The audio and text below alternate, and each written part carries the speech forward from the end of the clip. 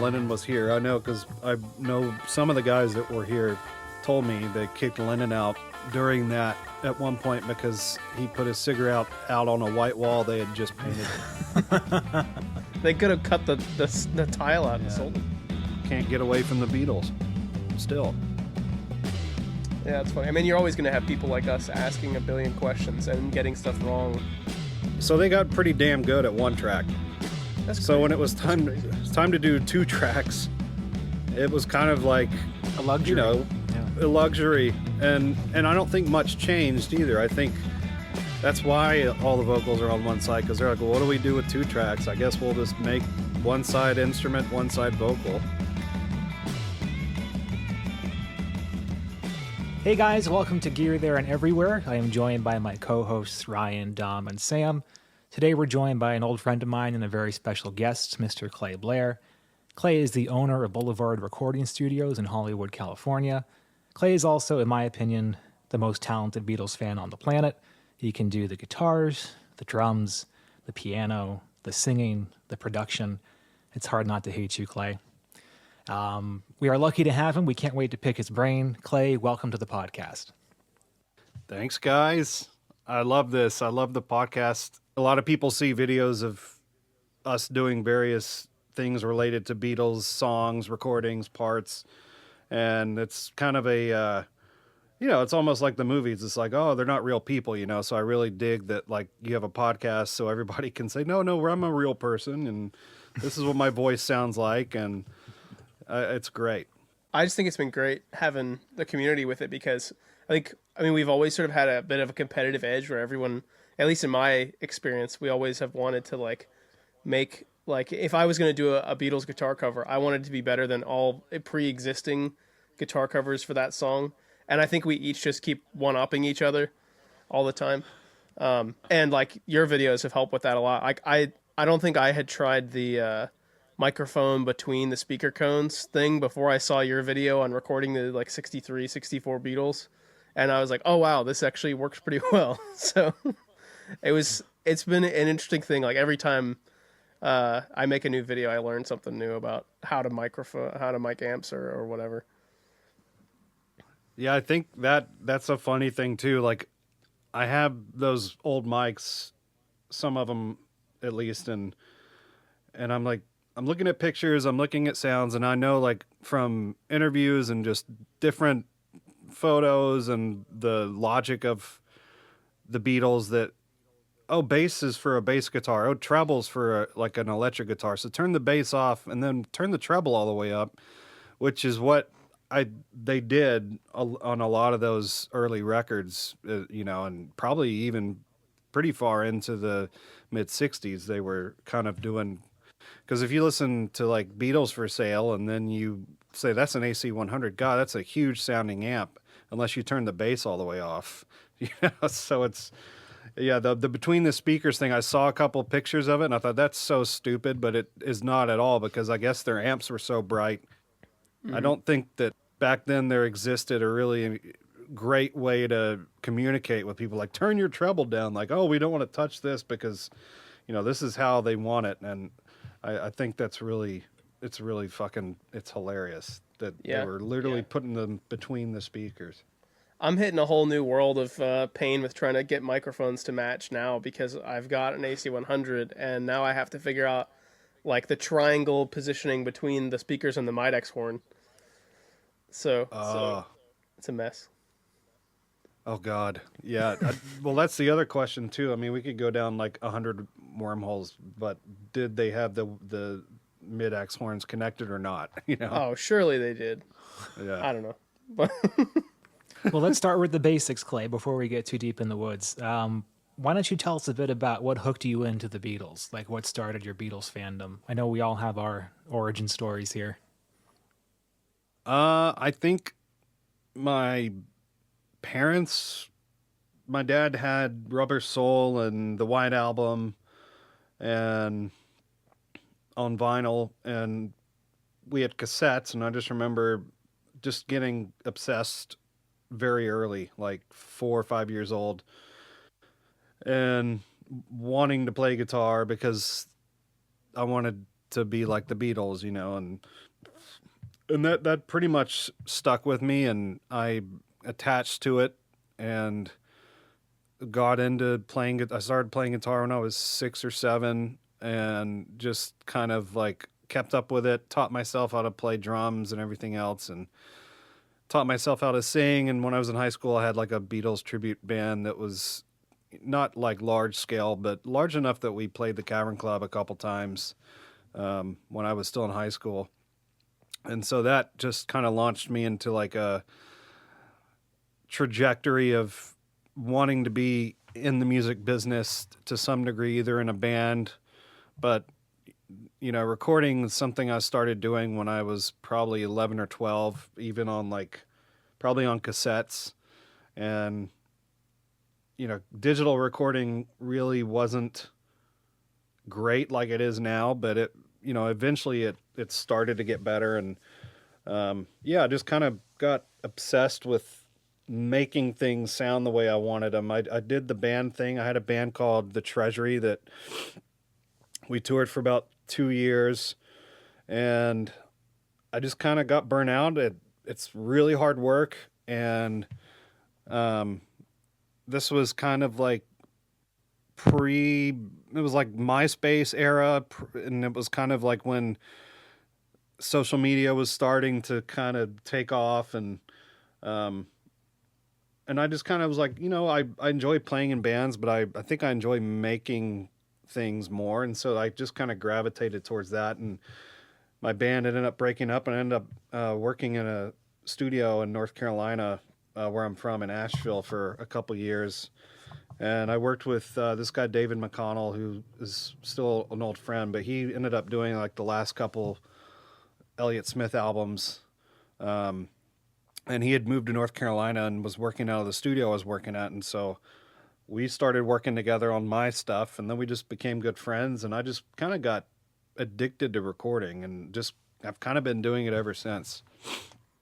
I am kind of curious, as an aside, like, is this a thing now that you're like working in it that you have, like, did you just do it mainly through like friends of friends and make connections that way? Or do you have like some kind of degree related to this or anything? I did. I went to school for 2 semesters, and I went to Middle Tennessee State University and the recording program. And I'm not made for school. I don't know how I graduated high school, to be honest. I have severe ADHD, and I'm still like, that's still part of my life, which I struggle with. And so I ended up finishing a project for my roommate in college's cousin or something, and he had basically drank his way through his senior year and had to finish a recording project, and he didn't know how to use the studio. He didn't know how to use the console or anything, and so he was like, "Hey, I'm going to play drums on this. Do you want to come?" He said, I don't think this guy's ever used this console before, and maybe you can help. And so I ended up like tracking the entire session and doing a rough mix, and the guy submitted my rough mix, and he got like an A-. And so I said, I'm not going to like sit here for 4 years and blow money to do that again, because it's not going to help me. So I ended up just kind of, just basically started working in studios after that. I briefly worked in studios in Nashville when I lived there, but I was in Asheville for a while until I moved here in mid 2010. I started doing albums. I had a connection to the Hotel Cafe scene in Los Angeles, which is a venue started by a friend of mine, Gary Jules. And I was working with Gary when I lived in Asheville, and he was like, "Man, you got to get out of Asheville and come hang out in LA with me sometime." So that happened, and I just kind of fell in love with LA and Hollywood, and I started meeting people, and I started doing albums, started mixing albums from the other coast. And eventually I just said, I don't want to live in Asheville anymore. I want to go to LA, and I've been here for almost 14 years. But yeah, so that's how I got here, and can't get away from the Beatles still. Yeah, it's funny. I mean, you're always going to have people like us asking a billion questions and getting stuff wrong. So we're always going to be complaining at each other, like, "Oh, you got to do this part correctly. You got to do this part differently." Yeah, Yeah. Clay, was your first guitar, your first Beatles guitar, was it the C58? I know you had that very early on. I was always very jealous you got that. I think when you were like 15 or 16, right? No, I think it was the Hofner. I have a 67 Hofner that was my first Oh, yeah. Beatle related guitar, and a friend of mine who lives here still, who was actually a Vox talker, sold it to me for like nothing, and that just started a whole mess of obsession, and so then the C58 was second. I had like a beat up 340, and I sold it, and I sold like a couple other things I had to get a C58, I think.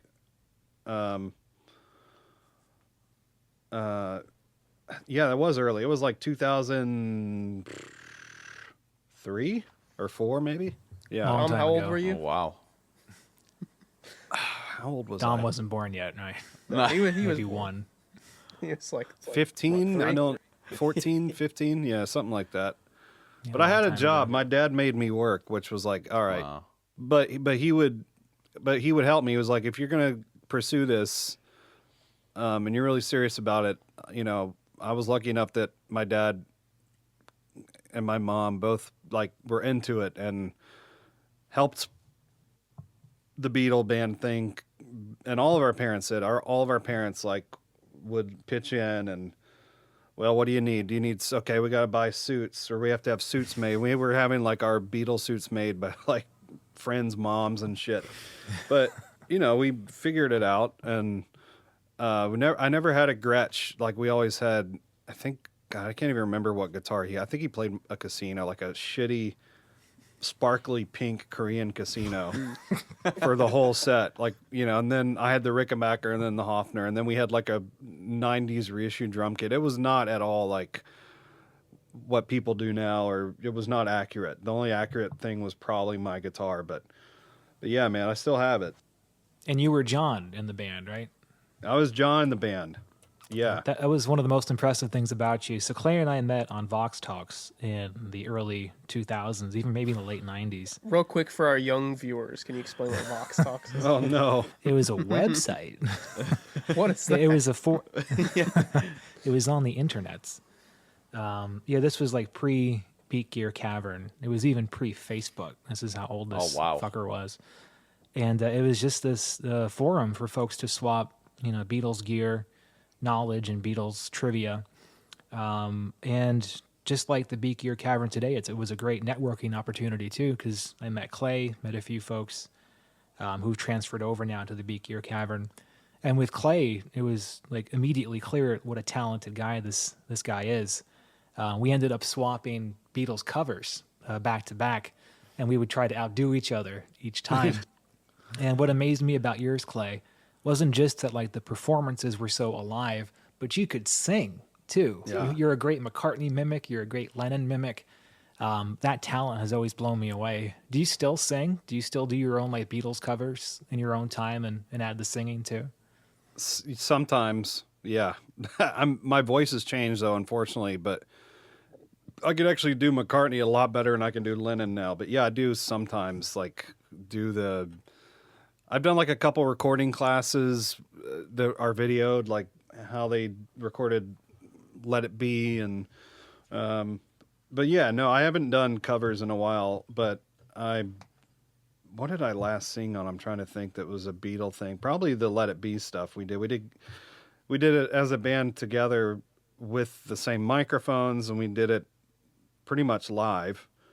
I think it was all live. We had a guy on keys, 2 guitar player, me and another guitar player, a bass player, and a drummer, and we just kind of like recreated Let It Be, but in a room together with like PA mics, like the gooseneck mics they use. We got them without the goosenecks because those are impossible to find. But But yeah, man, I love singing. I was just singing on an album the other day. Like I do a lot of background vocals for people on their albums, that kind of thing. Well, so for anyone watching who doesn't know, Boulevard Studios, there were some pretty famous records that were recorded and mixed there. Pink Floyd's The Wall was recorded partially there. Rumors by Fleetwood Mac was mixed there. I'm sure I'm missing a lot of others, but Ringo did something there, right? Yeah, he did part of the first Ringo record and also part of Goodnight Vienna here with Nilsson and Lennon. Lennon was here. I know because I know some of the guys that were here told me they kicked Lennon out during that at one point because he put his cigarette out on a white wall they had just painted. They could have cut the tile out and sold it. I know. Yes, the Wall, they spent 3 months here finishing it and mixing it, and this was originally 2 studios. There was a mix room next door, and then this was a tracking room, and they had the whole place just basically was Pink Floyd. You know, it was Roger and Roger in the other room at some point with Bob Ezrin. And then they would swap, and they would come back over here, and then this other engineer, Brian Christian, was in this room for most of the overdubs. I remember asking him, I was like, what's that guitar sound on, how'd you get the guitar sound on Another Brick in the Wall Part 2? And he's, oh, that's just 257s. Like, that guitar sound is just David Gilmour, man. Like, but Steely Dan did a good bit of the basic tracks for Asia here, Gaucho.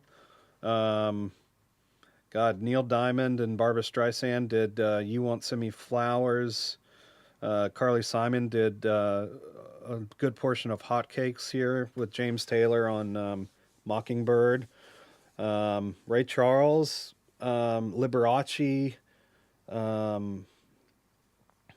There's the Stones were here actually for when they were doing Exile on Main Street. They were here for like a day. I don't think they probably just did tape transfers. But yeah, the Fleetwood Mac, they did Gold Dust Woman in here too. So that was like the one track that was left.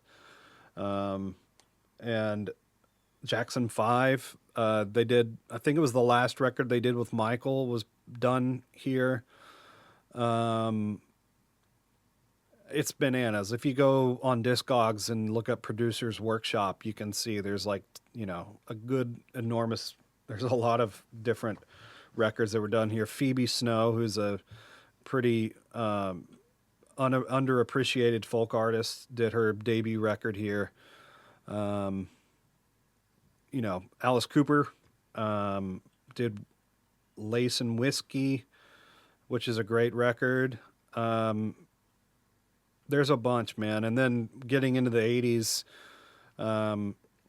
it was privatized for a couple years, and then it reopened in 89 or 90 as West Beach Recorders, it was owned by Epitaph and Brett Gurewitz from Bad Religion. So a bunch of early Epitaph records, the first Blink-182 record, the first couple Rancid albums, a bunch of Bad Religion. Mazzy Star did So That Tonight I Might See. Fade Into You was done here. The Melvins did a handful of albums here also. A lot of those Epitaph bands from basically 90 until 2008 or so. And a lot of Epitaph albums were done here. So it was a punk studio when I took it over, it was like all punked out, and we had to rip a bunch of carpet out. Like this whole control room was commercial carpet, and it sounded horrible. Like from the floor to the ceiling, it was just gray commercial carpet, and just did not sound very good. And when you discovered it, wasn't it by accident that you discovered the history of the studio when you came upon it? You moved from North Carolina to LA. Was it like 2010 around that time? Yeah, I don't think the broker that showed it to me had any idea what it was, because it was advertised as like recording studio, and there was a picture of like a concrete parking spot, you know, whatever, with 6035 written on it, like a, you know, like where you, the curb or whatever. And the power was off, and he's like, yeah, it's this old studio. And I just walked through it, and then I saw the tape fault, and I was like, okay, if I don't figure this out, then somebody else is going to do it. And I'm just going to like, it's going to be the biggest regret of my life. Which at this point, I think I would have been okay going into, you know, selling cars or something. Cause recording a studio is not owning a recording studio is not like some amazing profitable career. It's very much something that I love, and it keeps me sane. And so, I love it, but yeah, I mean, it's tough. It's really tough. And music is, the business has changed so much since I moved to LA, when it, you know, budgets, you just, every year it's like budget cuts. Labels don't have money. Everybody's paying for it out of pocket, even the big people. And it's just constantly changing. So we have to kind of keep up and be aware of what's going on, and finding where where funding comes from, that kind of thing. So that's the kind of like unfortunate side, is that the music business is not so much a business anymore as it is a bunch of people that are really passionate, and some money that's left over from decades long careers that are still in it now, kind of keep it alive. But you know, we lost United down the street last year. Capitol's been closed for 2 years. We don't know if it's going to reopen. Sunset Sound just put out an article in LA Times about how they might close because of what's going on here on the streets in Hollywood, with just the constant crime and the homeless issues. And so, not to get dark, but yeah. What was the question? Well, I was going to say, not to put more of a damper on things, but also you had the fire in the studio about 2 years ago, but fortunately you're close to reopening, or are you reopened now? Oh yeah, we're open, man. We're I was here most of the day today. So yeah, we had a fire, unfortunately, but it worked out, and I cannot believe that the studio's been rebuilt. So we're here open.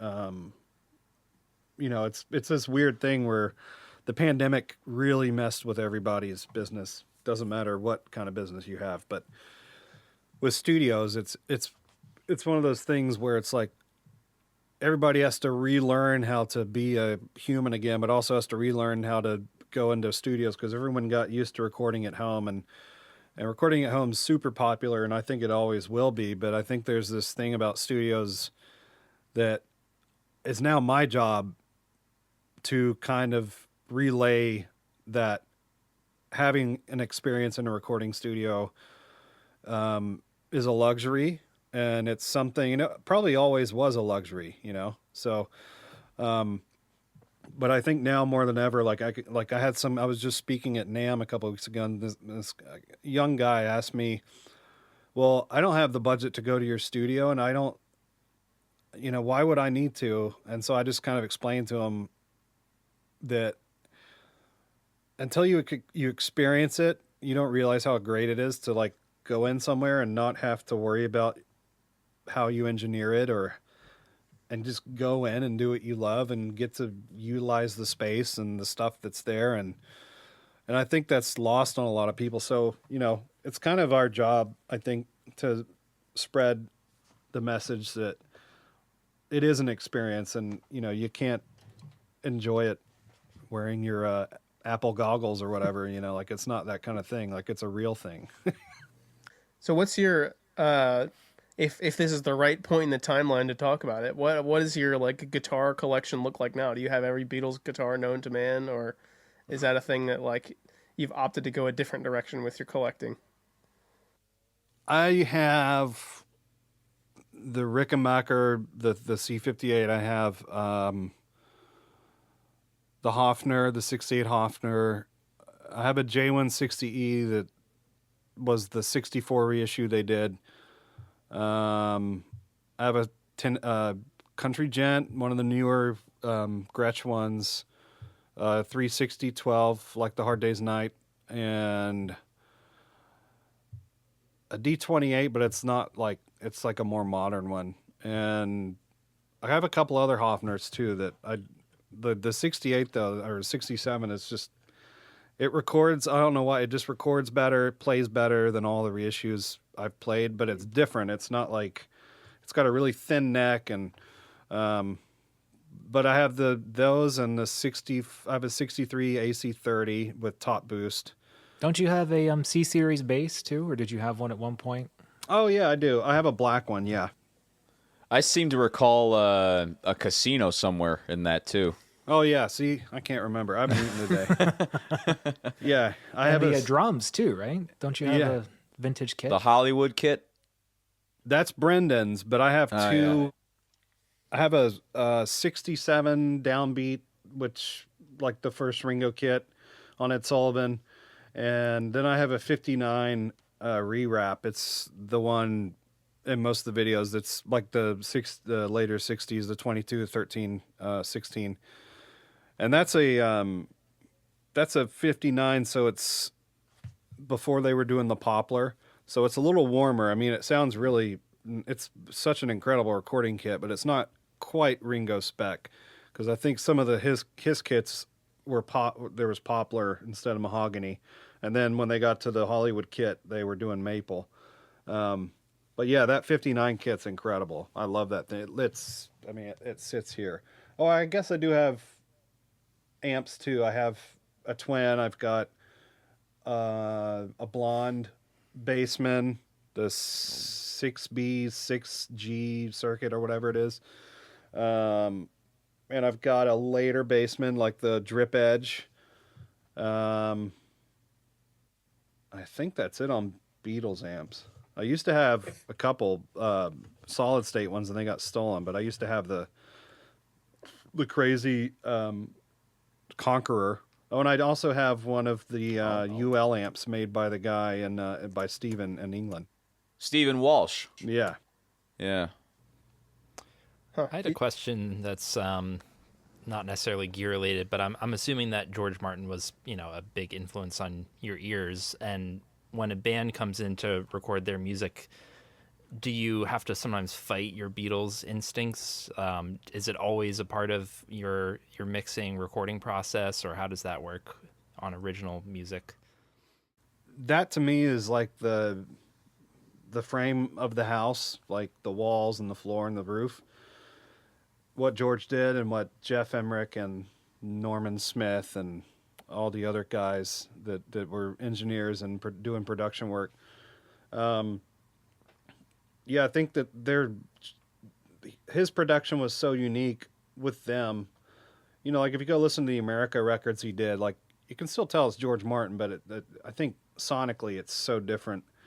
And I think with what they were working with in the 60s, that the Sonics had such a huge influence on decisions, because, they didn't really do or put out recordings with a ton of low end.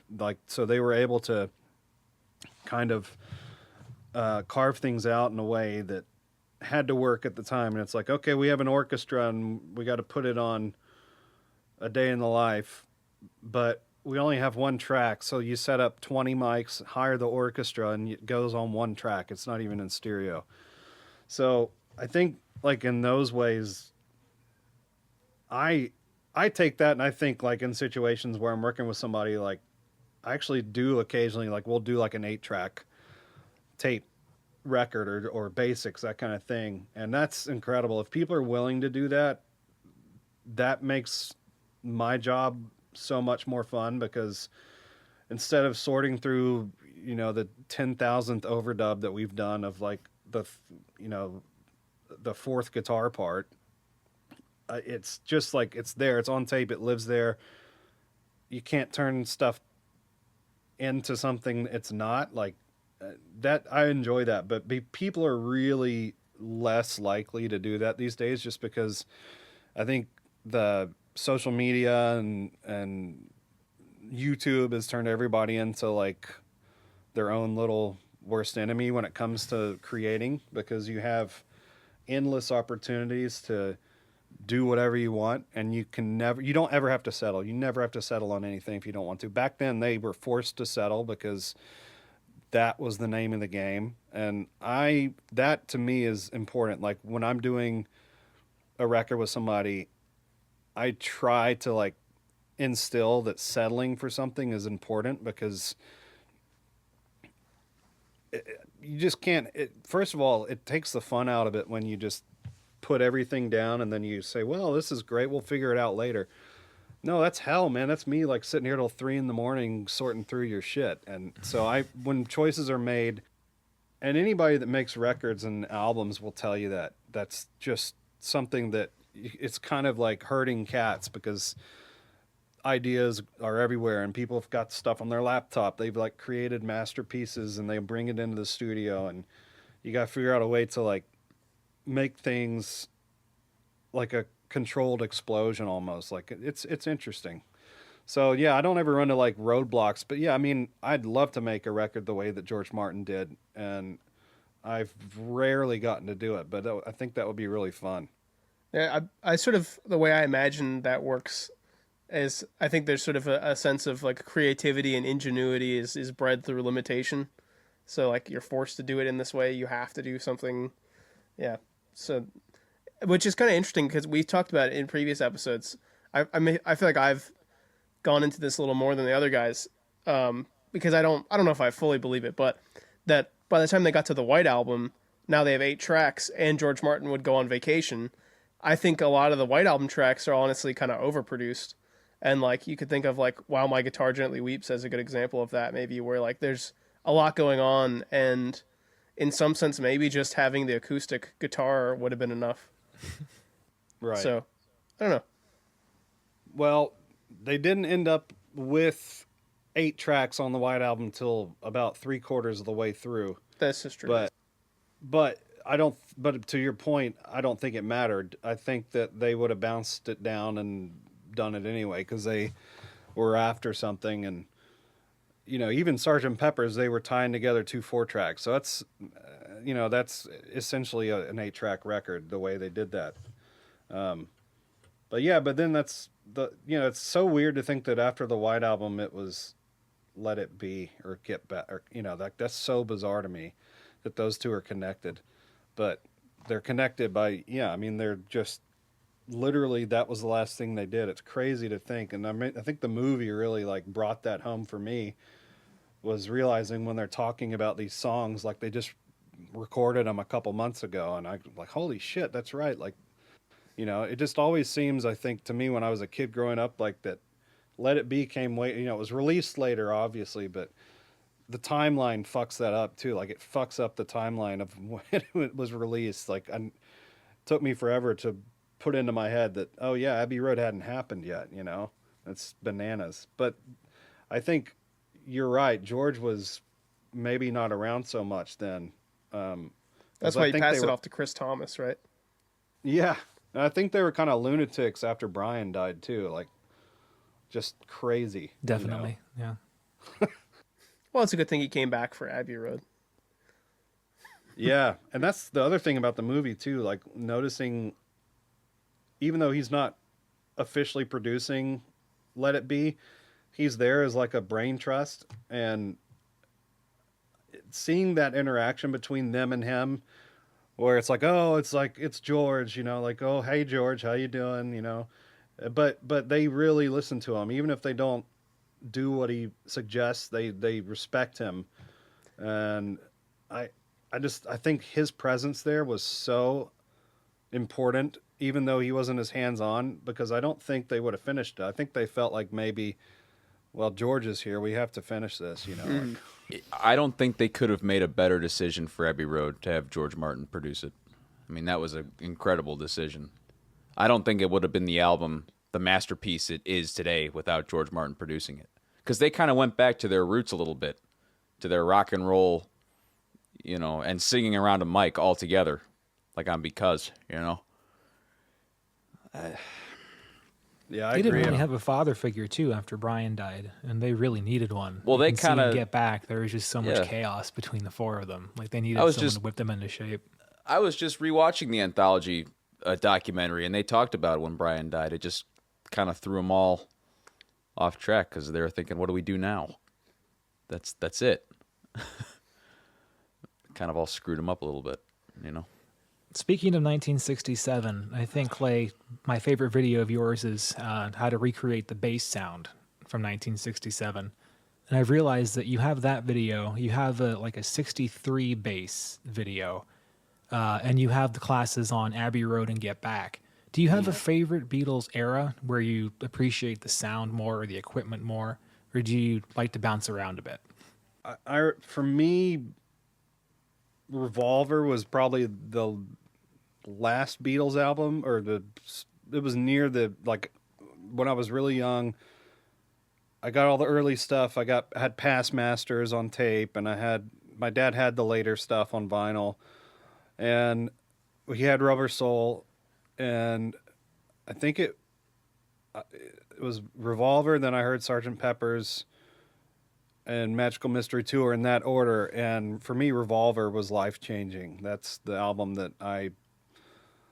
that's ground zero for me for recording, songwriting, guitar sounds, drum sounds, bass sounds. That's where I live. I really love it. 1000% agree. Yeah, I think we've all spent too many hours trying to recreate those guitar sounds, and I don't think we've gotten close. Yeah. Yeah. It's an incredible sound. Do you have a favorite song off the album? Is it And Your Bird Can Sing? Because it should be. Yeah, right. Well, maybe production-wise, maybe it should be Tomorrow Never Knows. I know. Maybe, fuck. Here, I don't know. I want to say Here, There, and Everywhere, but probably not. Probably For No One, maybe. I think that's a really, One of the best Beatles melodies. yeah. Definitely. I can tell you it's not Yellow Submarine, that's for sure. Quick production question for Revolver. There might have been a little bit of this on Rubber Soul, but is that around the time they started overdubbing snare hits? I think there might be some of that on Good Day Sunshine, but I can't remember. There is, yes, there is. Rubber Soul, there might be one or two. I know they overdubbed some percussion, like there's some floor tom and hi-hat stuff on You Won't See Me. Mm-hmm. But yeah, they did. I think like Sgt. Pepper's is when they took off full force on it. But yeah, Revolver. Like the She Said drums have heavy compression compared to anything before as well. So they're starting to pay attention to that. Yeah, and that was done at the end of the album too. That was done after they'd already gone out. They had done most of the album. They came back, and yeah, that's a sound. That's a really great sound. And I think too, like this Fairchild and Jeff Emmerich, and it's interesting because unless you've used a Fairchild, I mean, even the plugins are pretty good at it, but it does this thing where if you listen to it by itself, it doesn't sound that great. You notice your low end goes away, and then it kind of creates this kind of mid-range punch where the cymbals and the kick or the snare and the cymbals hit at the same time.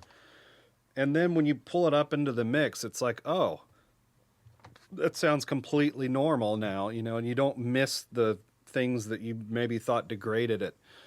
So I think Jeff really got off on that to make things sound more explosive and more exciting, and also playing with tape speeds is a huge part of that too, where they were really starting to manipulate tape speeds, especially by the end of Revolver, getting into Strawberry Fields and all that kind of stuff. So, yeah, man, the Fairchild 660, not to be slept on.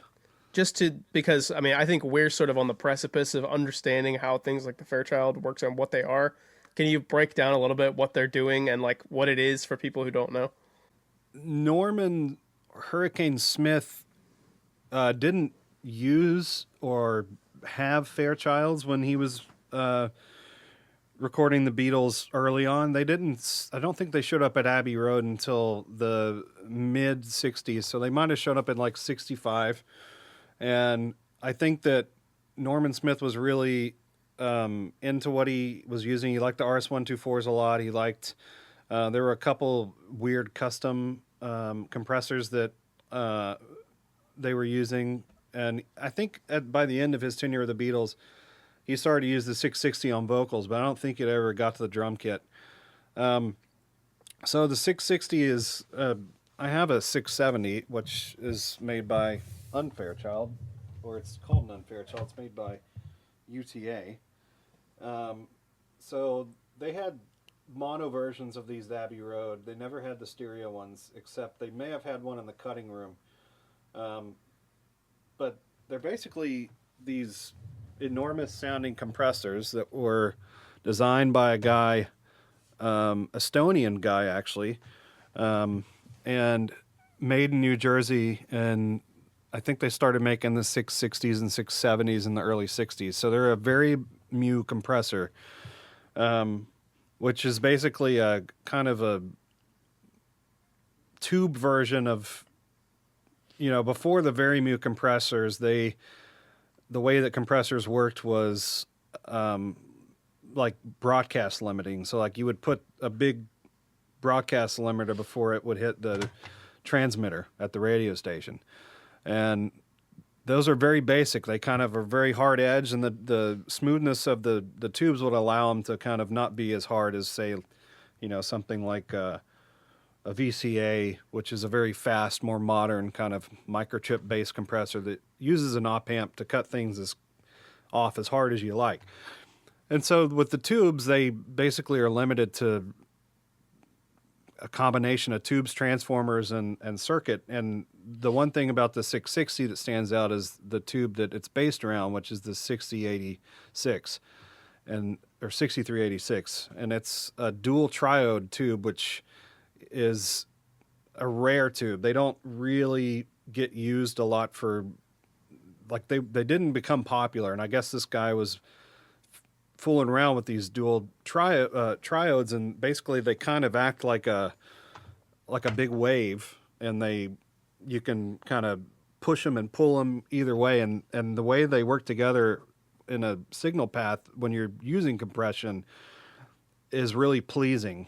So instead of doing maybe a different type of circuit that wouldn't involve using the triode as a drive tube, it basically made the job a lot easier to make this compressor do what it does and sound the way it is. And a lot of the sound really is the way those triode tubes go up and down. And it's like, because every tube, if you don't know, for folks out there, there's two sides. But most tubes don't have dual triodes. They have single triode.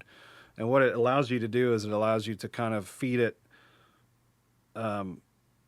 It's easy for me to see this in my brain, but it's hard for me to explain it to you guys. But it basically, they kind of act, they act in a way with each other, interact in a way with each other that no other tube does. Usually a tube, it's like in and out. And this allows it to kind of do a sort of a balancing act. And so these compressors came to Abbey Road in the mid-'60s and had a very unique sound to them, unlike anything that was made. There's other American compressors at that time that were pretty popular in the States, like the Universal Audio 175 and the 176 and the RCA BA6A, which are all also very mu compressors. But they didn't really have anything like that. They had the Altex, and I think when Jeff got there, he was literally a kid, and he was like, this looks kind of cool. And he just started putting stuff through them. I think almost always vocals and drums. And I think he still continued to use the RS-124 as the modified Altex on the rhythm section, or at least on the bass and some of the guitars, that kind of thing, but not vocals. I think that the RS-124s, and I don't think Norman Smith did either. They're a little bit too grabby, I think, for vocals. But yes, Fairchild, very expensive, large tube compressor that makes everything sound like the drums on She Said, She Said. Cool. And they're like, that compressor is still like in high demand now if someone's going to a studio, is that right? Or is it like something else has superseded it and it's like only if you want 60s sound you get that, or is it still just like the standard? Oh, no. I mean, most studios have one or two if they're lucky, and a lot of them have just had them for years. But there's 6 different manufacturers making them now. So you can get one at, the street price on like a used 660 is probably like $75,000 now, and the 670 they're probably 150,000 to 175,000. It's pocket change, Clay. Oh yeah. Part of the drum sound on Revolver is Fairchild, but it's also Jeff Emmerich miking very closely, right? So does that then push the Fairchild even more because the mics are closer to the instrument? Yes. So the way that a compressor's activated, it's like a door, and then all of a sudden it lets open, and then it comes back to shut the door. And so one thing that'll blow the door open is low end. So kick drums, snares, anything like that, that's why a lot of compressors now have side chains, so that you can turn the frequency up to a frequency that's maybe below your kick drum or your bass drum, so that it catches everything else. So yeah, they didn't have side chains, at least not that I know of. And so yeah, so the kick drum, anytime you hear the kick drum, that sets the thing off like crazy. And snare, not so much, because they probably had to, balance the threshold so that it would, not go crazy. And so if you are compressing 5 dB every time he hits the kick drum, the chances of the snare with that same amount of low end, it's not going to have it. So it's probably maybe only compressing about 2 dB, 1.5 dB. But the other cool thing that happens with it is when the kick is going and the cymbals, then it starts to fucking, do waves and whoosh, whoosh, wash. And then the snare gets caught in one of the times where it's coming back up. And that's where it creates that really kind of cool sound that no other compressor makes. Another question about like just sort of Beatles drum sound, since we're on the topic there. If I'm remembering right, the earlier stuff uses an overhead ribbon mic. Maybe it was a Coleman. I can't remember if that's the right name. But I don't remember seeing those in later photos, but I could be wrong. Did they change the overhead mic to something else later on? And that's another big change in the drum sound?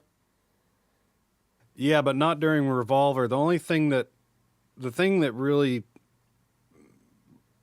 like Sam said about Revolver, that changed it was he put mics closer, and then he started miking underneath the snare, which they never had done that. It had always been overhead and kick. And so like the first album, Please Please Me, was Coles. Now they're called Coles, but they were called STC 4038s then, and they were BBC microphones. And then the kick drums had a STC 4033, which is a combination ribbon dynamic mic. And that's the whole first record, She Loves You, I Want to Hold Your Hand, all the early singles. Second album, also that same ribbon, except now they might have changed the kick drum mic to a D20. And then by the time they get to the next album, Hard Day's Night, they're using a D20 on the kick and a D20 over the kit, D19 over the kit, and they still use that all the way up until... Yeah, I remember seeing that in the Hey Bulldog video we just did an episode on. Yeah, So. It's still there, even in the end. It's there on Abbey Road. It's there on Let It Be. They had like 5 D19s on the kit on the Hey Bulldog video. Yeah, so like 67, late 66, Jeff started to put them on toms as well and hi-hat. And so, yeah, they would sum down all 5 of those mics to one channel through a Fairchild, and that's the drum sound. So, you can't turn the toms up later. You got to do it like on the go. And so the Fairchild also helped to kind of fold in the the sound and kind of did the job for them, so they didn't have to like sit there on faders during the whole song and be like, he's gonna do a fill, pull it up, like that's unrealistic. So One of my goofy kind of favorite drum parts of the Beatles is Blue Jay Way, because of that one bit where there's that double snare hit from the flange at the end or something like that. Do they do that at Trident? No, they did. think so. What did they do at Trident? Yeah, that's bananas. But yeah, that was all D19s and a D20 and a KM56 under the snare, which is a really fancy mic. It's a little, like the big, like one of these, but like a big one. This is considered a large condenser, a large diaphragm condenser. Mm-hmm. But what the KM56 is like a miniature version, so it's like probably maybe a quarter of the diameter of this, but it acts like the same way, and that it's side address. So like this is what we call side address, which means the sound comes in through the side.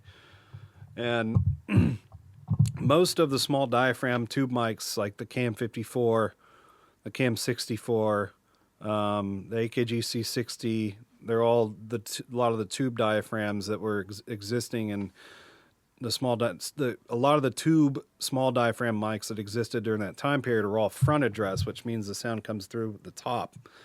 And so the 56 had not only side address, but it had a pattern selector on it, so you could go from cardioid to figure eight, which means on each side with a narrower, tighter pattern, and then omni, which is all the way around. And there is some evidence that Jeff Emmerich on some sessions was putting the KM56 in figure eight so that it would get not only the underside of the snare, but the beater side of the kick drum. Interesting. And they didn't really change anything until Get Back, which was a different engineer, and that was 67s. Glenn Johns doing 67s, and instead of the KM56 being under the snare, he put him on top of the snare. And I think they still had a D20 on the kick drum.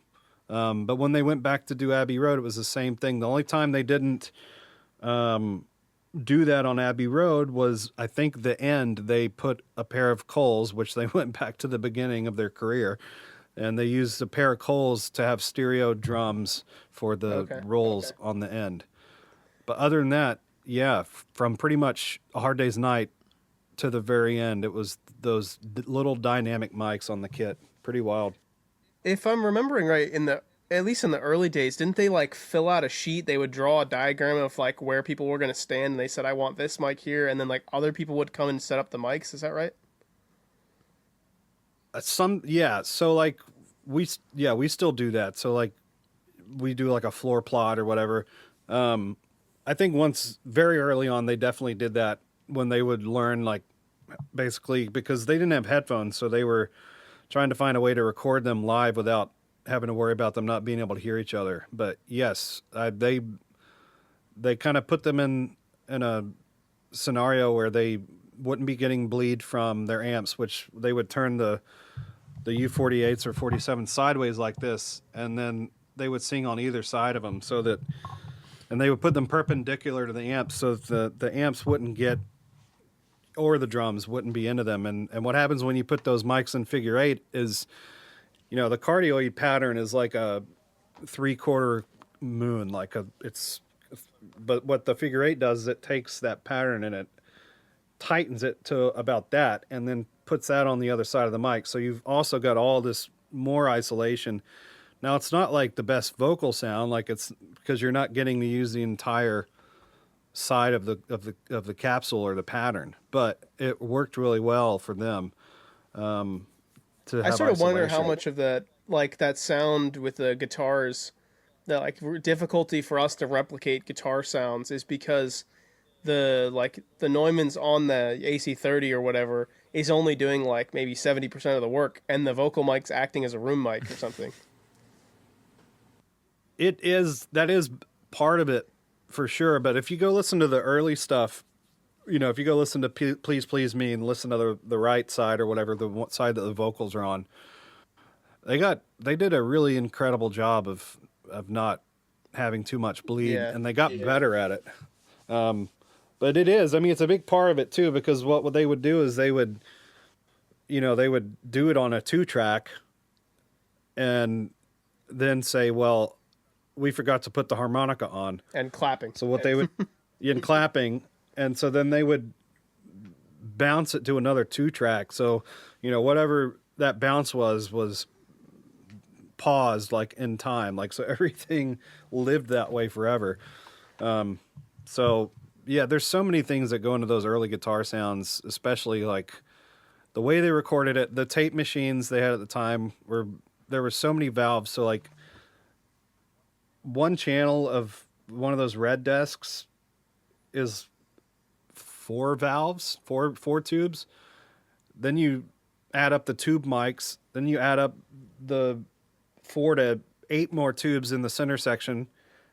Then each channel has probably 3 to 4 tubes in the tape machine.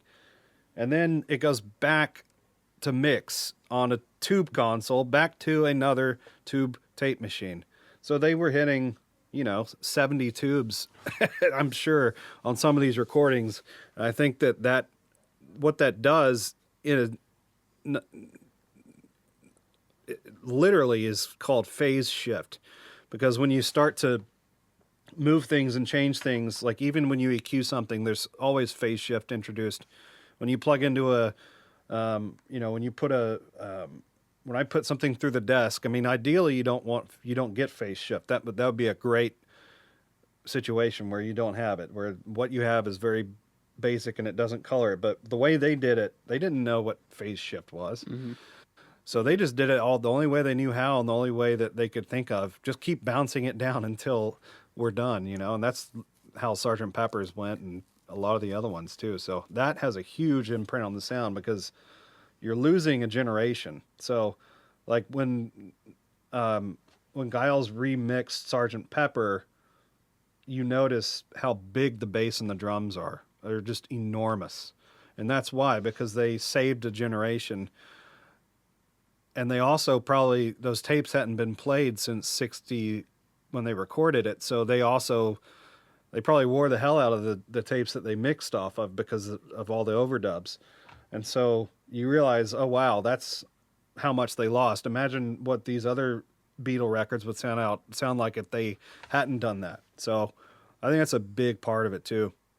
Yeah, so just to explain to people who don't know, and I would just want to make sure I have my understanding of it correct. So like, let's go back to the 2-track tape system. When they did that, so like you said, they would have 2 tracks that would record their basic track. So it was probably like vocals on one and then everything else on the other for 2-track. And then they bounce that down to 1. So that means, if I understand correct, that like, let's say you have 6 microphones, let's say like 2 on the drums and you have 1 on each of the guitars and then like 1 on the bass. And then you have 1 for vocals or something. Does that mean you have to have your mixing levels all set and you can't change them once you record it? Like you're sort of just done because it all went to the same spot. That's correct, right? That's correct. Yeah, that's just sort of crazy that they could even, like, I'm just thinking, like, let's say you do an orchestra, like on A Day in the Life, and all that goes on 1 track. Like, how do you know that 1 trumpet isn't going to sound louder on this take?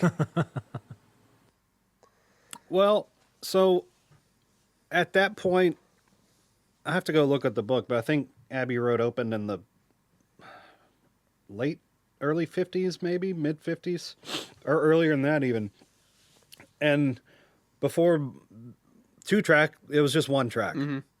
So they got pretty damn good at 1 track.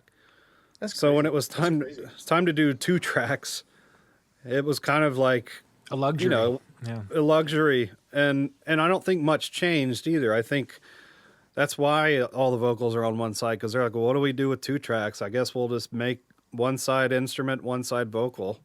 And the other thing they would do too is they would print the chamber. So all the early stuff, they would basically kind of run it as a live mix, and they would have the chamber on the console, and that would get printed.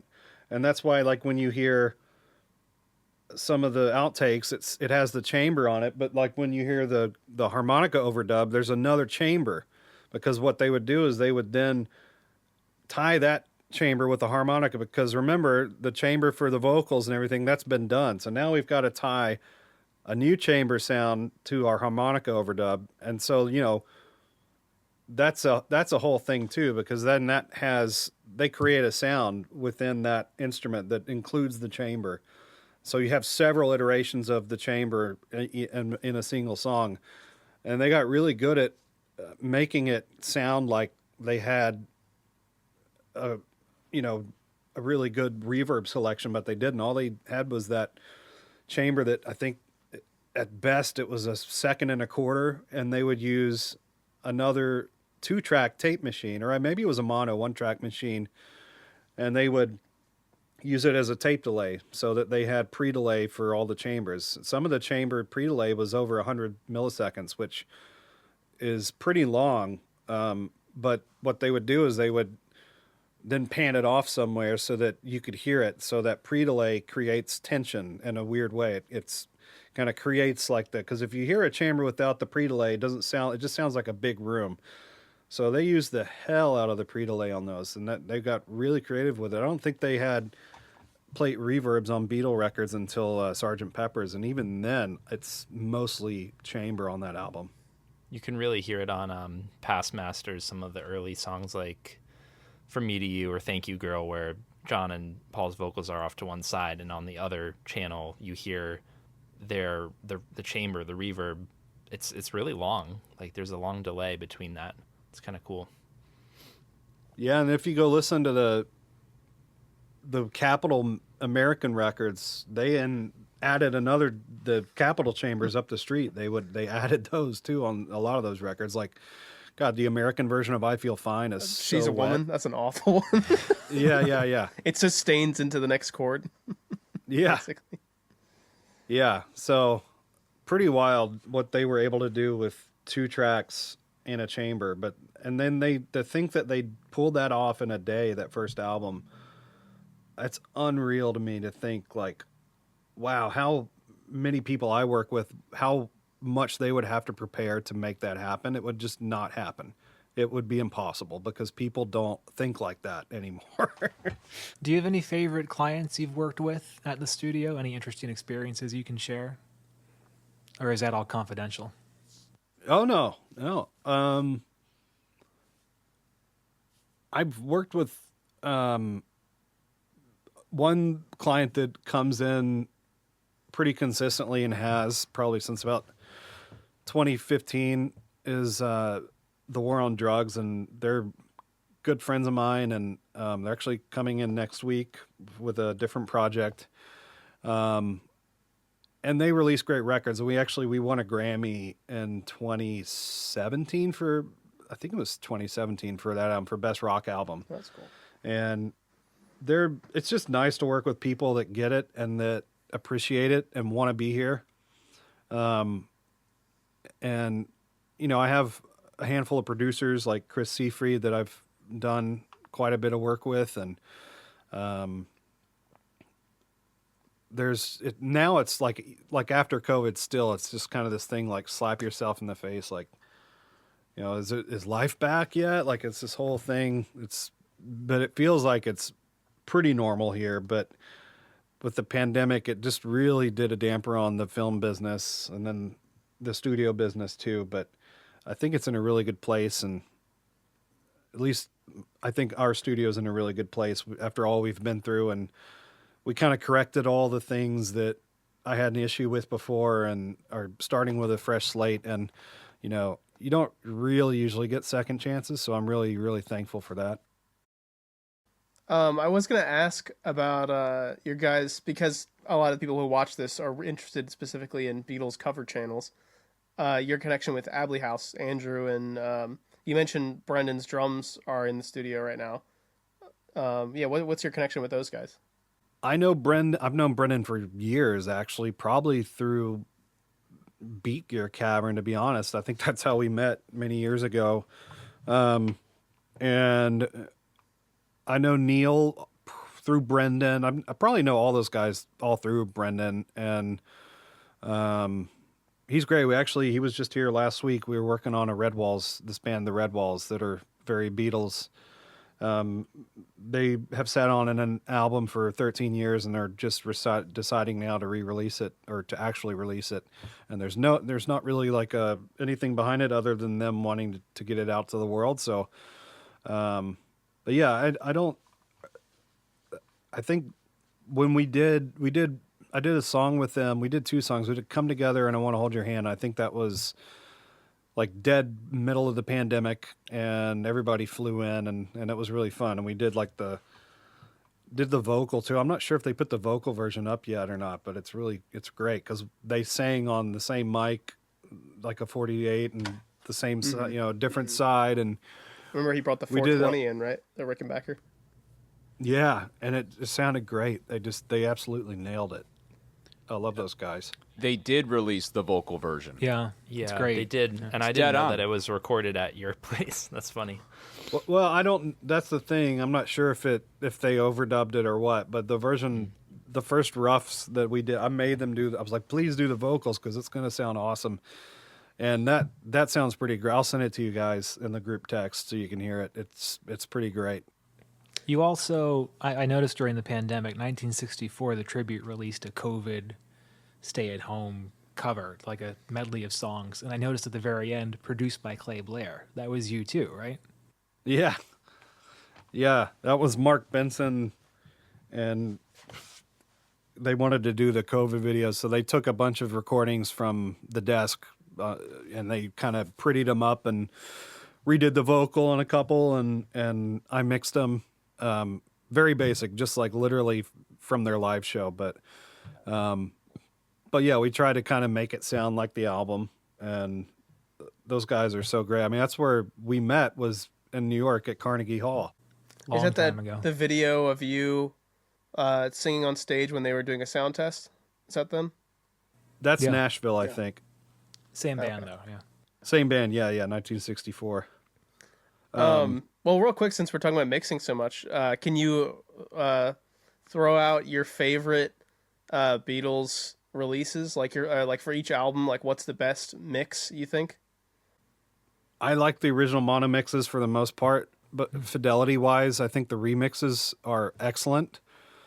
But like if I'm at home and I want to put Revolver in, I put the mono one I have from like it's a first round repress. I think it was like late 60s. That to me, like listening to that, and Rubber Soul too. Like I grew up, my dad, I think his Rubber Soul was mono. His White Album was definitely mono. So like I think I gravitate, if I'm gonna listen to the Beatles on the turntable, I gravitate towards those. But I think for like the remixes, I think they're all really cool, but the only one that got me like emotionally, I think, on the remix side was Sgt. Pepper's. I thought that was kind of insane. And It's fantastic. Yep. yeah, hearing the low end of the drum kit and the bass on Sgt. Pepper's, where it's just so massive. And I love the White Album, but I think going back and listening to the original stereo mixes of the White Album, I enjoy a little more, just for purely emotional reasons, I think. But yeah, I'm really curious to see what they end up doing, like they just did with Revolver. I'm curious to see what is going to happen with Rubber Soul, and if they're, how far they're going to go with AI and all that kind of crap. Because that stuff excites me. I don't think we were the hugest fans of like the early stuff that was on 4-track. I mean, like the Revolver mix was good, but maybe not 4-track, the 2-track stuff that they tried to AI things with, it just didn't really work. No, I thought the best thing about that was hearing the George guitar parts on I Saw Her Standing There that I'd never heard before. They felt like really compressed to me. I mean, I guess because they are, but I don't know. It felt weird to have it like, it almost felt like it wasn't recorded in the same room to me at that point because of how much they tried to isolate it, which I understand why they did it. But yeah, and I think some of it, like, I was really hoping we'd get like For example, I think Girl was on there. Like there's this weird mystery guitar in the background of Girl, and I was like really excited to hear that thing like crystal clear. But like no, they just sort of got rid of it because they like cleaned it up with AI stuff. Yeah. And the AI stuff's weird too. Like you can separate things, but if you start to EQ things that are separated by AI, they start to go out of phase. It's this weird thing where it's like, because it's not a physical, like, you know, when you use like multi-band compression, you're physically removing the hits on the low end or on the mid range or the high end.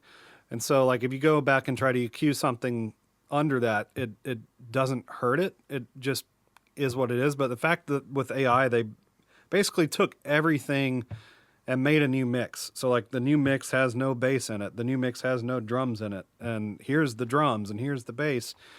So like when you try to EQ that new mix, what was taken out of it with something that is the original mix that really probably hasn't touched AI.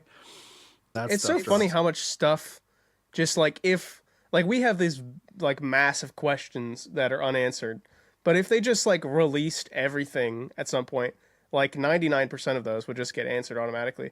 Like the whole there was this whole thing about Paul not being on the She Said recording, but he's like in the count-in. So it's like, oh, okay, he was there the whole He's time. there. Yeah. Yeah. Hopefully with Rubber Soul we get all those outtakes. Did you grow up with the US version of Rubber Soul? The Yes. vinyl? Yeah, I was going to ask, does that mean you're one of those people that says that it starts with I've just seen a face? Yes.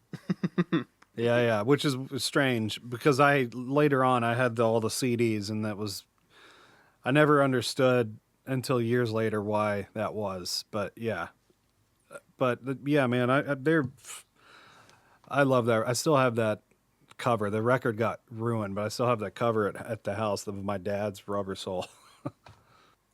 Has there been a remix release, like a Giles remix, where a song is the definitive version that you now will listen to in the future, or do you always go back to the ones you grew up with, the mono mixes? I've gone back to Sgt. Pepper's. His Sgt. Pepper's probably at the house the most. I really think it's special. But yeah, I mean, like if I'm in the car or something and I want to listen or I'm referencing something, I usually listen to the remixes because I've heard them less. So I think like maybe that does me some sort of a favor in my conscience that like I'm absorbing it, even though, you know, yeah, I like what he does, that he puts the effort in and tries to really make it right. I mean, it's career suicide to try to remix or touch anything the Beatles have done if you're not already in the family. So I think he's unique, but yeah, I don't think everybody likes it. That's for sure. I had a question. So we've been asking you about your ears and your techniques and all the things that you're good at, but turning it back on us who do covers from home and don't have crazy studios, what are some tips or things that bother you or things that you notice that could be improved from people with home studios or people doing YouTube covers? Too much compression? Do they not know how to mic an amp? Is it never going to sound right in a smaller room? The videos you guys do sound great. Like I don't usually, when I watch something on YouTube, I don't generally think of how they recorded it too much. I just kind of like enjoy the moment. But no, I mean, I think less is more as far as compression goes. Just remember, like when you put something out on YouTube, that it is going to get compressed by the algorithm. So, and anything you do to upload it, it's going to still compress it. So, you know, and also level is important. Like, you know, you want to make sure that whatever you put out is appropriate, if it's loud enough, but it's also not going to distort. There's some good plugins around that you can get that will play your session or your mix through, 128 kilobytes per second. Like you can play it through like really low res situations so that you can say, okay, well, is the bass distorting in this situation? Whereas if I maybe adjusted a little bit, it wouldn't distort. So I think that's probably a good thing to invest in, is being able to, if you're pretty much exclusively putting stuff on YouTube, I would definitely get a plugin that does all the different file res so that you can just check yourself and know that when you upload it, it's probably only going to get this bad. Does that bring you joy watching other people's Beatles covers, or are you just thinking like, he fucked up that riff, or that sound is wrong, he has to fix that? Ask Sam. I send him messages all the time about shit. No. I don't. I mean, it depends on what side of the bed I wake up on usually. But no, I try to enjoy it, especially if it's something that, that I didn't know, or maybe I thought of differently.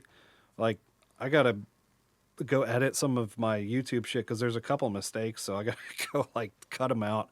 I'm like getting these like comments. I'm like, will pop up and like, oh shit, I forgot to take that out. That was a mistake. I made a mistake, But no, I enjoy them. I really enjoy when you guys put out videos. It's fun to watch, and takes my mind off of more important things. There's also the aspect of we're recording guitar without all of the tubes and phase shift, everything you were mentioning, all the outboard gear. And I don't know, when we're trying to identify, was it a Casino or a Strat on a song from Sgt. Pepper, do you think it's a bit of a moot point because there was so much other stuff happening with tape and other gear, or how do you approach identifying instruments? No, I think it's harder with the earlier stuff. Like, a lot of people think like it's gotten to the opinion side of things when it comes to the early stuff. Like, a lot of people think All My Loving is a J160E, and I disagree, but that's because I have probably listened to that song a couple thousand times, and having that 325 and having played it so many times, and then having also a J160E and played it so many times, I know what those guitars sound like off of a vocal mic. So when somebody's standing there or standing nearby, I can hear the kinds of sounds that they make. And that's the easiest way to identify those guitars, because it's really hard to tell. Like, it could have been the gent on the rhythm on All My Loving if you got the sound just right. So I think it's really hard to tell early on guitar tone wise for one reason or another. I think once you get into kind of like the mid 60s, it's maybe a little easier depending on how things are mixed. But yeah, I think early, like it's probably the sound of their AC30s. Like, there's this unique sound. There's something going on that is kind of hard to replicate in today's day and age when you have all those tubes. And I think there was this really specific sound that their AC30s had with the power. Some people say, oh, it's the 240 volts or whatever. And well, that's why those amps have rectifiers and circuits that turn that voltage into DC so that the amp can use it. It's not AC in the amp. So that's kind of, I don't know, that's kind of controversial as far as like why the early guitars sounded weird. Oh, they were using a higher voltage. I don't know. But I think that you have to consider that I think that early on they were doing their best, and that they just kind of kept experimenting and looking outside of the, of the circle and going for things that were unusual. And, I hear quite a bit of DI guitar in places, in a couple spots, like, Revolution's obviously a DI, both guitars. I think like Honey Pie probably is. And, there's things like that where it is probably pretty hard to tell what guitar it is because it's so flat. But yeah, I don't know. I think if it sounds like a Strat, it's probably a Strat. And if it sounds like a Casino, like Day Tripper, have you guys gone over that? Like, It's, Yeah. I, What's your stance on it? I think it's definitely a tinny and something with humbuckers. So like an SG or the 345. Yeah. Yeah, Perry I think- Stanley just did a video on this with the 345, and I think it's 95% there. Like it's Was really dead on. close. Yeah. We had Yeah. found, I don't know if you ever saw this, but we had found photos, or I guess I found them. I'll take credit for it. That the 345 actually does show up in the session photos on November 3rd, 1965. So he had it. It wasn't. Wow. Yeah, it's in the background, sitting on top of a cabinet, so you can barely tell it's there. That's fascinating. Yeah, and when I was younger, I thought, oh, it's a Strat. No, and I think the open guitar is probably a Casino, like the open drone note guitar. Not the 325? I think that's the 345, and then, well, I'll just break down what I think. I think the backing track before any overdubs is 345, and then Rick 325. Yes. And then I think the overdub is, I'm a little iffy on George. Overdub's probably, it's either Tennessean or Strat, but I really don't know. And then John has maybe a tiny Strat part that gets overdubbed somewhere in there. I can't remember what it is though. The volume pedal swell. Oh, the part. middle eight. Yeah, the guitar solo. Yeah. Yeah, before the solo. Yeah. Oh yeah, no, sorry, I was thinking of Ticket to Ride because that's another like multi-guitar song. No, definitely 325 on the rhythm. But yeah, the solo, yeah, John's doing the octave thing with and there is another guitar in there with like the volume swells. Yeah, I don't know what George played on the solo though. I haven't thought about that in a while. Maybe the tinny. I don't know. I really want to know. I'm dying to know what you think of the Rooftop concert twin reverbs. Why were they crunching so much? What people are always wondering, how did those loud amps get so crunchy? What's your take on that? I mean, I think they probably just turned them up or something. Or they couldn't have. They were basically brand new, so I don't think that there could have been anything wrong with them.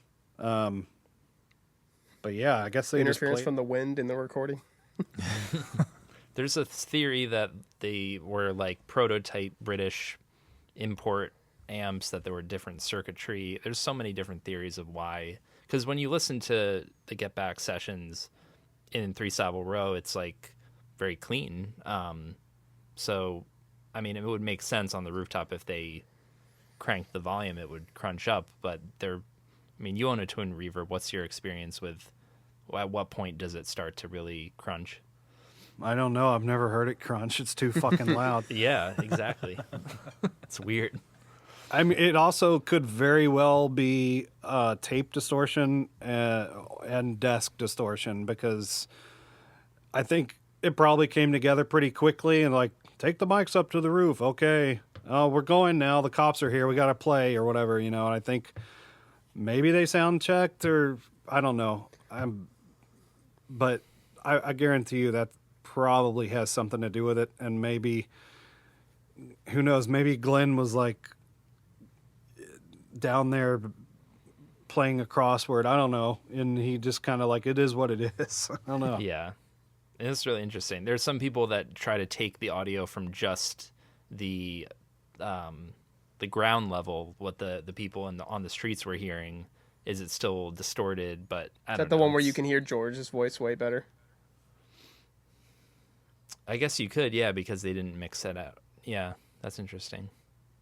I think I they don't know. probably hit the tape pretty hard or,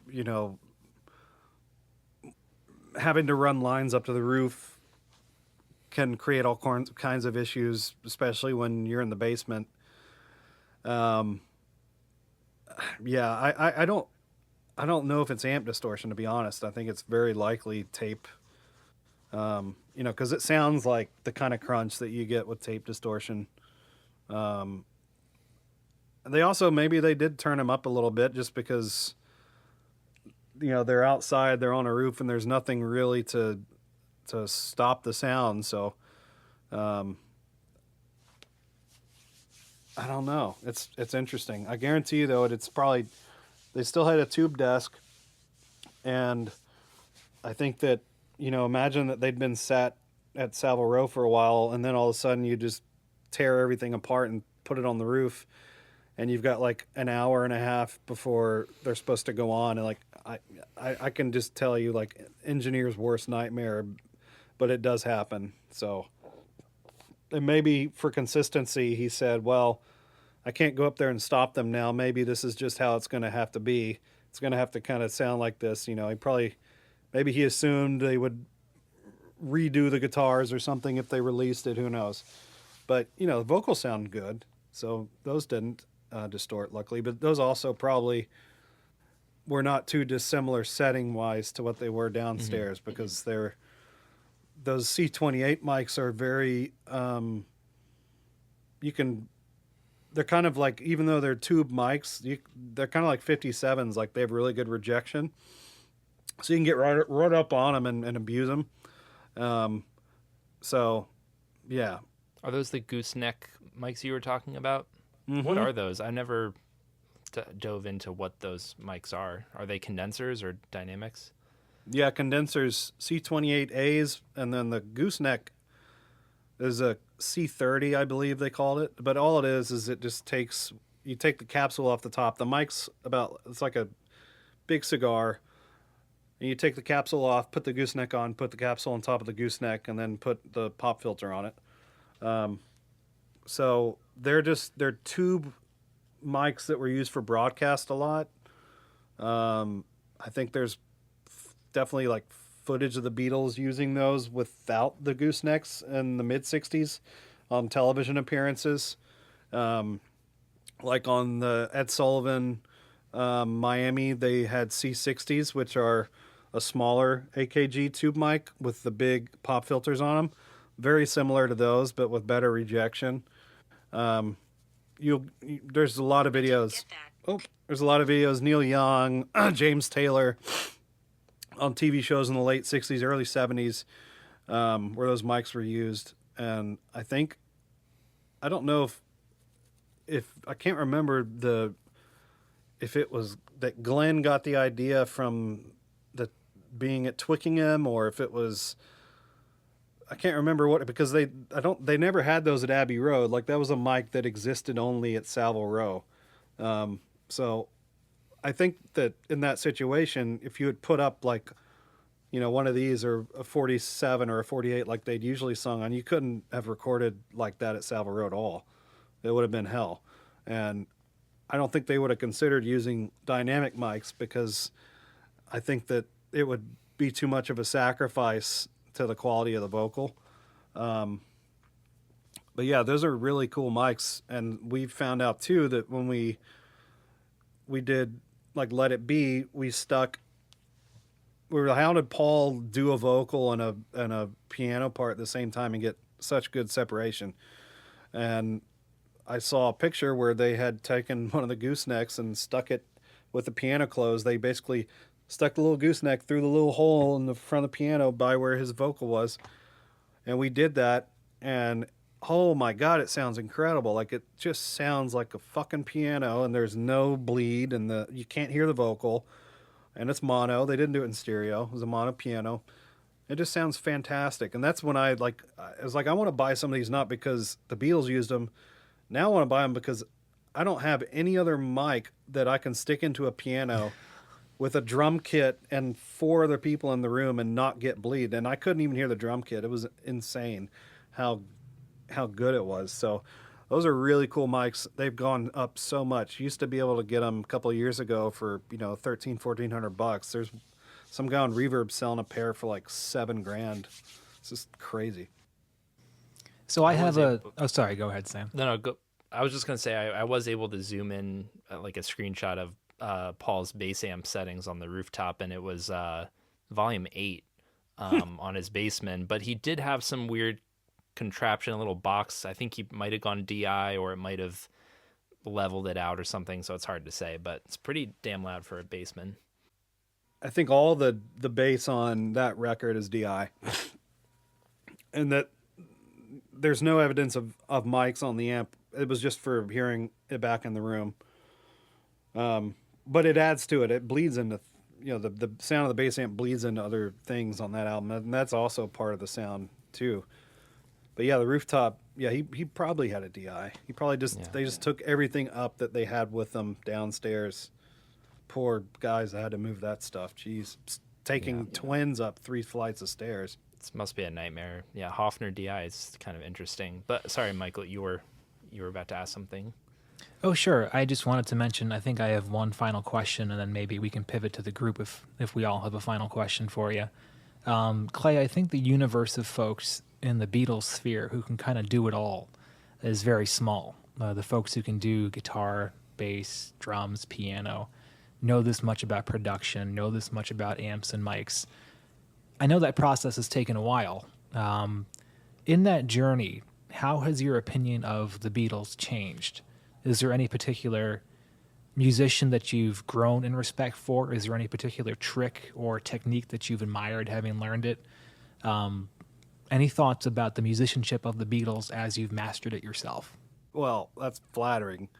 There's many more greater than I, but I'm able to do it myself good enough that I'm happy with it. And that's all. I really do it because it makes me happy, just like you guys do, probably. So I appreciate that. I think one thing I learned early on, even when I was a teenager, was that, when you're recording a guitar part and you're just putting one mic on a guitar amp and that's it, that I think a lot of the magic for me on those Beatle records was hearing the room and feeling like when I put headphones on and, listening to She Loves You or I Want to Hold Your Hand, that you can hear the room, you can hear the echo of the reflection of the guitar amps and the drums bouncing off the walls.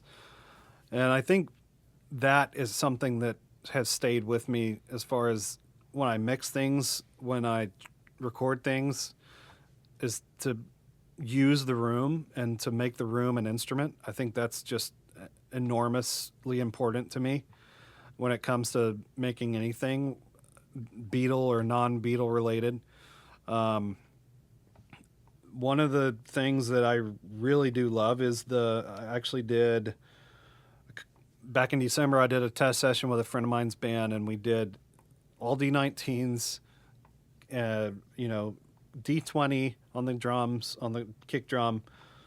I don't have a KM56, but we put a KM84, which is not the same, but in the neighborhood, and we just compressed it through the Fairchild, and it's still like I listen to that song and I'm like, wow, I don't really have to do anything to the drums. Like they're done. Like I don't have to go in and carve out a kick drum or a snare or anything. It's just, it sounds done. And so I think things like that, like these little things you pick up, that the crazy idea of taking 5 or 6 drum mics and just putting them onto one channel, which I recorded all the other channels, obviously, just in case I got into trouble. But all the rough mixes or anything will be the work mixes we've been using or just the Fairchild. So I think just little things like that work for you, that work for your workflow. I think bass, I love recording bass in a big room with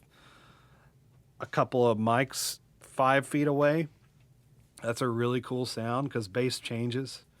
If you put a mic right on a bass amp, it has a sound, but if you take a mic and let it go out 5 or 6 feet, it also has a sound because the phase relationship changes. And, there's distances that low frequency travel, and a lot of the distances for like the lows that we want to hear in a bass drum or a bass guitar is, 5 to 12 to 15 feet sometimes before the entire wave develops into its fullest potential. So I think just those kinds of things of Jeff Emmerich was going off of what he had heard, or maybe he read over some notes of Norman Smith when he was engineering the Beatles, and he just kind of he kept 3 things, and then everything else he just tried stuff. And he tried stuff and he liked it. And I think that, if anything, is kind of my entire mantra on recording is don't be afraid to try anything and try anything and everything and see what works for you, and then just stick with it if you like it. Like, I think that's one thing about those albums that they did, where they were so experimental. It taught me just that there are no rules. Like, you don't have to put this on that, or, you know, the 57s, you don't have to record your guitars with SM57s or whatever. So I think being experimental is one thing that sticks with me, like doing weird things, like putting microphones in weird places, putting them on the floor, laying them on the floor, you know, any kind of weird thing. Like, I think that's just kind of like where the magic is for me. Do you guys have any final questions for Clay before we let him go? Favorite Beatle? Oh, wow. John, by just since I was a kid, it's always been John, yeah. But my wife is the biggest Ringo fan in the world, so that's always, I'm always like, how does this? And then we watched Get Back, and then when he farted, and she's like, yeah, he's my favorite, see? I mean, he was the most popular when they came to the U.S. Yeah. Yeah, that he became very up there for me when I saw how he dealt with the other three during the Twickenham stuff. Yeah. And I'm just like, he's just there. He's like omnipotent. Like, he's just like always there, and he's always ready to play a groove and ready to stand. Like, they don't make drummers like that anymore. Like, nobody does that. It's wild. Awesome. Well, thank you very much, Clay, for coming. I think this was an excellent episode. And if folks haven't yet checked him out on YouTube, just search for Clay Blair. I know one of the best parts about this podcast is, you know, I watch everyone's videos here for my own entertainment. Now I'm friends with them. So it's nice that we can all kind of connect and talk like this. And I'm sure we'll have you on again soon. Thanks so much, Clay. Yeah, Thank thanks you, for coming guys. on. Yeah. Learned a lot today. Ditto. But Hey, take care, guys. yeah, everyone go check out Clay's channel and subscribe and such if you want. And we'll see you on the Subscribe. next one. Like and subscribe.